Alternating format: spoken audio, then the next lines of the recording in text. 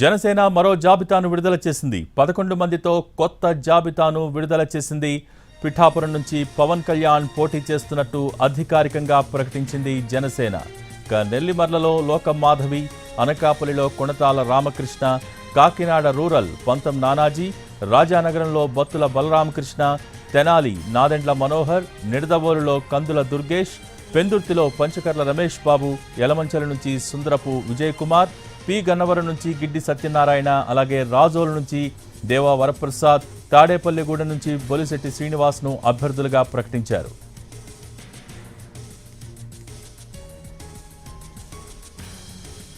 జనసేన మరో జాబితాను విడుదల చేసింది. 11 మందితో కొత్త జాబితాను విడుదల చేసింది. పిఠాపురం నుంచి పవన్ కళ్యాణ్ పోటీ చేస్తున్నట్టు అధికారికంగా ప్రకటించింది జనసేన. తాడేపల్లిగూడెం నుంచి బొలిశెట్టి శ్రీనివాస్, పెందుర్తి నుంచి పంచకర్ల రమేష్ బాబు పోటీ చేయనున్నారు.